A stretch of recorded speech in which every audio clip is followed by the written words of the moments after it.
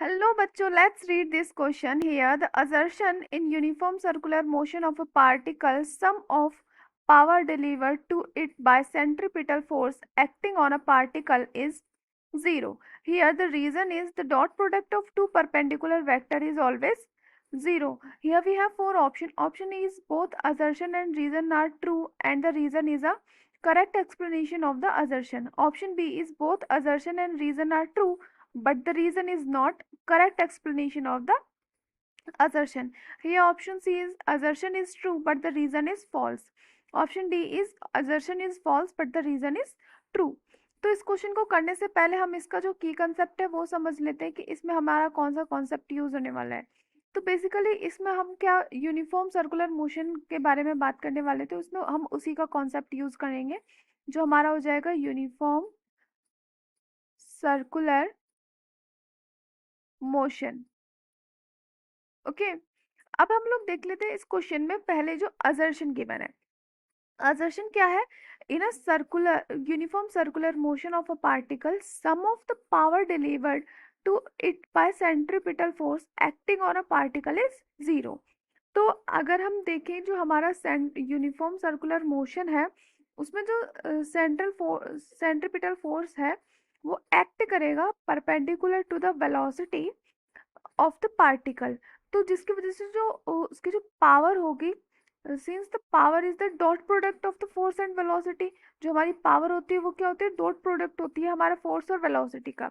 तो हमारा जो सेंट्रीपिटल फोर्स होगा वो हमेशा परपेंडिकुलर रहेगा वेलोसिटी के ऊपर और जो डॉट प्रोडक्ट होगा पावर का वो 0 हो जाएगा। ठीक है, ये चीज मैं यहाँ पे लिख देती हूँ कि इन यूनिफॉर्म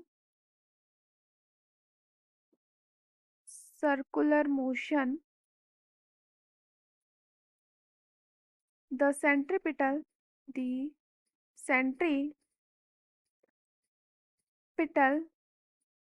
force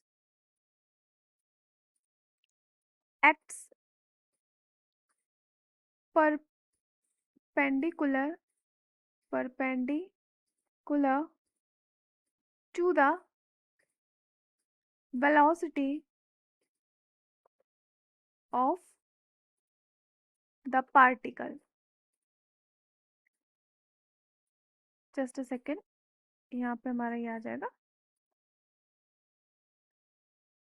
पार्टिकल, क्योंकि जो हमारा प्रोडक्ट है, सॉरी हमारी जो पावर है, power is the dot product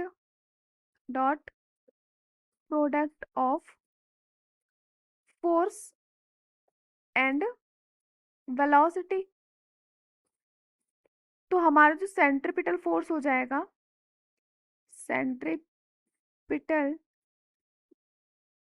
and the centripetal force क्या हो जाएगा हमारे पास? Is always perpendicular to the velocity. तो हमारा जो डॉट प्रोडक्ट हो जाएगा पावर का क्या हो जाएगा? द डॉट प्रोडक्ट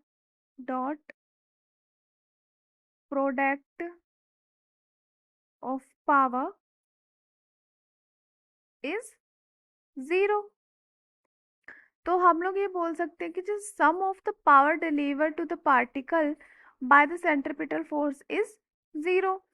तो हम लोग बोल सकते हैं जो हमारा असर्शन है वो हमारा ट्रू हो जाएगा, असर्शन हमारा ट्रू।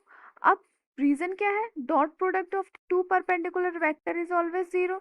अब यहाँ पे हम लोग बोल चुके हैं कि हमारा जो पावर और फोर्स है दोनों का हमने जब डॉट प्रोडक्ट किया, सॉरी फोर्स और वेलोसिटी का जब हमने डॉट प्रोडक्ट किया, जो हमारा सेंट्रीपिटल फोर्स होगा वो हमारा परपेंडिकुलर हो जाएगा वेलोसिटी पे। तो वही चीज़ है, तो हमारा जो डॉट प्रोडक्ट होगा टू परपेंडिकुलर वेक्टर का वो हमेशा 0 ही रहेगा। तो हमारा रीजन भी करेक्ट हो जाएगा। तो हम लोग बोल सकते हैं कि जो ऑप्शन ए है which is the both assertion and reason are true and the reason is a correct explanation of the assertion. This is our final answer. I hope you understood it well. Best of luck.